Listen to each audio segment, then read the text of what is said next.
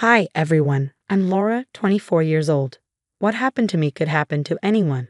It's been 3 weeks since Dad's heart attack. I still remember that morning, making coffee, checking my work emails when the phone rang and shattered my world. Now the house feels unbearably empty. Gone is his laughter, his silly dad jokes, and even his Sunday obsession with organizing the garage. You poor dear, you can't manage this big house all by yourself. I'll help you get everything in order, Aunt Melissa said at the funeral, her oversized designer handbag perched on her arm and a too-sweet smile plastered on her face. Before I could process her words, she moved in, with suitcases, boxes, and her teenage daughter, Amy, in tow. Mom says we should take the master bedroom, Amy announced one evening, poking her head into my room. It has better closet space. You don't mind moving to the guest room, right, Laura? My childhood room, Dad's photograph still hanging on the wall, suddenly felt smaller. But this is my room, I stammered. Don't be selfish, Laura, Melissa cut in smoothly. I'm here to help manage things. The least we can do is make ourselves comfortable. When my boyfriend James visited that weekend, he noticed the change immediately. Babe, why are all your things in boxes? Aunt Melissa thinks it's better this way, I said, avoiding his gaze. She knows how to run a household. This is your house, he reminded me. Your dad wouldn't want. Please, James, I interrupted. I can't fight right now. I'm so tired. Sarah, our neighbor, dropped by with casseroles and a worried look. Honey, I've been watching your aunt take over. Your daddy would be worried sick. But I couldn't confront Melissa. She was Dad's only sister, and I kept hearing his voice in my head. Family sticks together. Glob. Dad's lawyer, Marcus, called twice, but Aunt Melissa always answered. Laura's resting. The poor thing is so overwhelmed, she'd say before hanging up. Of course, she never passed on the messages. The house began to change. My family photos were replaced by Melissa's modern art. Emmy's friends lounged by the pool while I ran myself ragged trying to keep up with Melissa's endless demands. The windows need washing again, Laura, she'd say. Oh, and don't forget to prepare dinner for 8. Amy's having friends over. When are you going to fix that dripping faucet in my bathroom? Amy would complain, scrolling through her phone as I folded her laundry. One night, I found myself scrubbing the kitchen floor at midnight because Melissa said it wasn't clean enough. Tears blurred my vision, mixing with the soapy water. I could almost hear Dad's voice in that very kitchen, teaching me how to flip pancakes. James watched helplessly as I unraveled. This isn't right, Laura, he said, his voice full of concern. Something feels very wrong about all this. I was too buried in grief and manipulation to see it clearly. At least that's what I thought, until I discovered their real agenda. It all started the morning Melissa forced me to quit my job.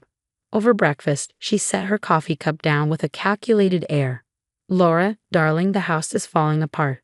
Your father would be devastated to see his pride and joy in such disarray. Don't you think it's time to focus on your responsibilities here? But I love my job, I protested. Your father left us this house to maintain, she said, her tone icy. Not for you to abandon it for some entry-level position. Besides, you seem unstable lately. Perhaps the stress is too much. Mom's right, Amy chimed in smugly. You almost burned dinner last night. Imagine if you did that during an important client presentation. That's when I began noticing things. Mail went missing or turned up already opened. My phone mysteriously reset itself, and passwords I swore I hadn't changed suddenly didn't work. Hey, what happened to my letter from Capital One? I asked one afternoon. I've taken care of all that boring paperwork for you, dear. You're welcome. Aunt Melissa's voice dripped with false sweetness. Then came Amy's weekend parties. The house overflowed with her giggling friends, leaving chaos in their wake. Laura, be a dear and clean up the pool area, Amy chirped, tossing her hair. Oh, and we're out of those cute little sandwiches you make. I'm not your maid, Amy, I snapped, unable to hold it in any longer. Mom, Amy shouted, her face twisting in mock outrage. Laura's having another one of her episodes. James came over during one of these parties. His face darkened when he saw me on my hands and knees, scrubbing spilled drinks off the patio. This has gone too far, he said, pulling me to my feet. Why is your phone disconnected? Aunt Melissa said the bill was too high. She's managing the accounts now. Managing or stealing? His voice was sharp. Have you checked your bank balance lately? That night, I tried logging into my account. Access denied. I called the bank the next morning and learned my address had been changed, new cards issued without my knowledge. The rumors began swirling. Cousin Rachel called me, concern dripping from her voice. Laura, is it true you had a breakdown at work? Aunt Melissa says you're not well. What? No, that's not true. She says you've been talking to yourself and imagining things. We're all so worried. I hung up, my hands shaking. My prescription anxiety medication had been doubled without my approval. Melissa must have called my doctor, spinning tales about my deteriorating mental health.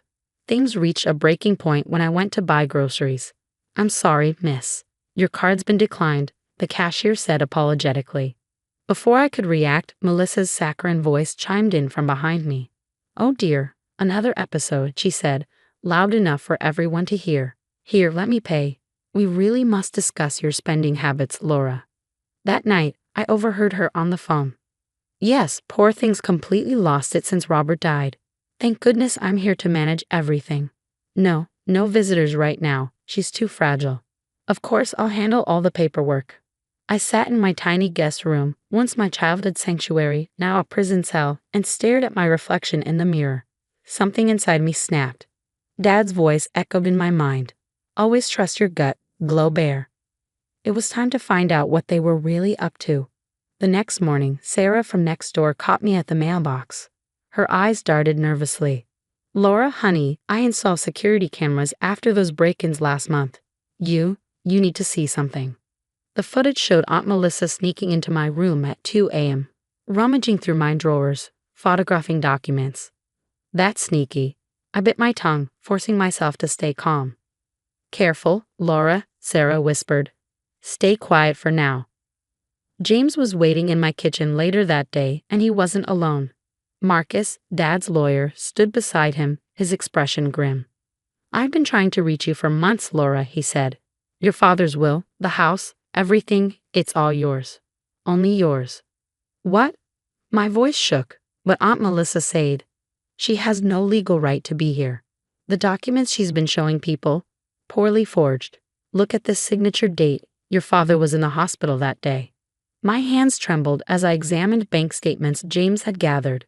Melissa had been systematically draining my accounts, setting up transfers, redirecting my inheritance. A sudden crash from Sarah's window made us jump. Amy stood frozen, her phone in hand. I was just recording us, she stammered. Like Mom taught me. Her face crumbled under the weight of her guilt. You don't understand, she whispered. Mom said we deserve this house. She said Uncle Robert promised it to her. She's going to have you committed. She's got doctor statements, fake prescriptions. Amy, I interrupted gently. Your mom is using me. And you. Tears welled up in her eyes. I know, the trust fund she promised me, it's gone. She gambled it away years ago. That's why we really came here. James squeezed my hand. We've got enough to stop her. No, I said, surprising everyone. Not yet.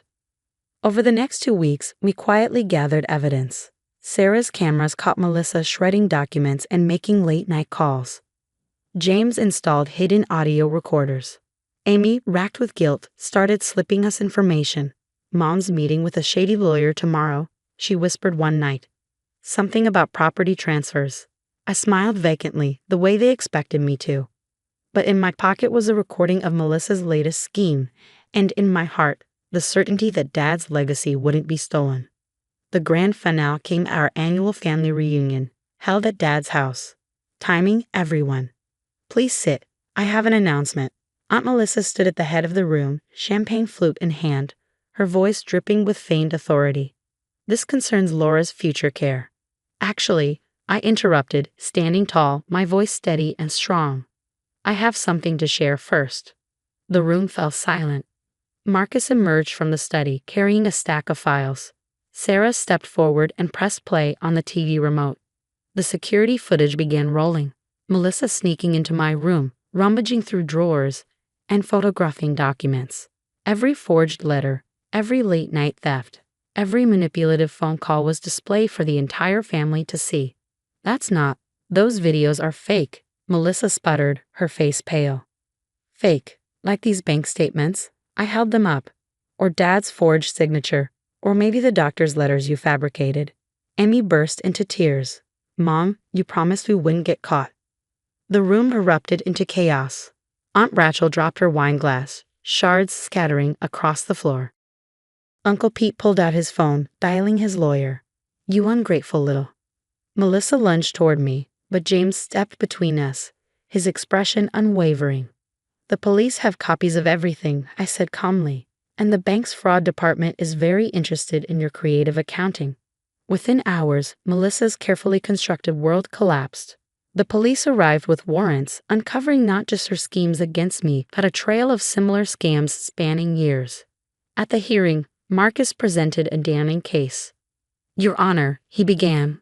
My client's aunt attempted to steal her inheritance through systematic fraud and psychological manipulation. The defendant mortgaged her own home to cover gambling debts and used her niece as a pawn to sustain her schemes. Melissa's social standing crumbled as her secrets came to light. Amy, overwhelmed by guilt, approached me after the sentencing. Laura, I'm so sorry, she said, tears streaming down her face. I didn't know about the gambling. I didn't realize how far Mom would go. I met her gaze, my voice calm but firm. Actions have consequences, Amy.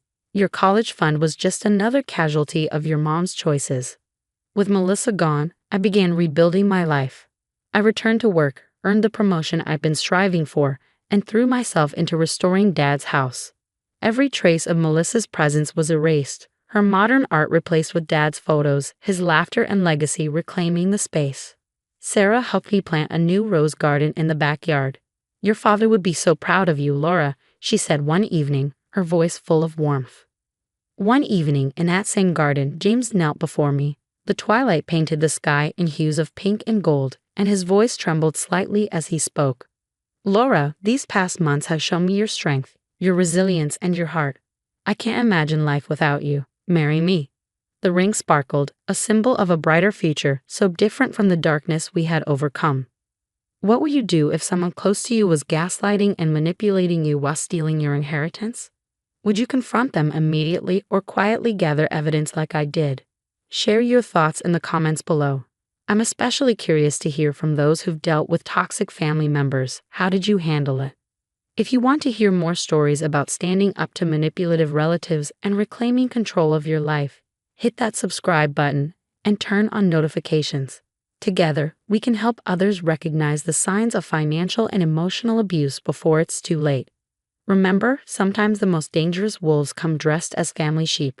Stay strong, stay vigilant, and never let anyone make you doubt your worth.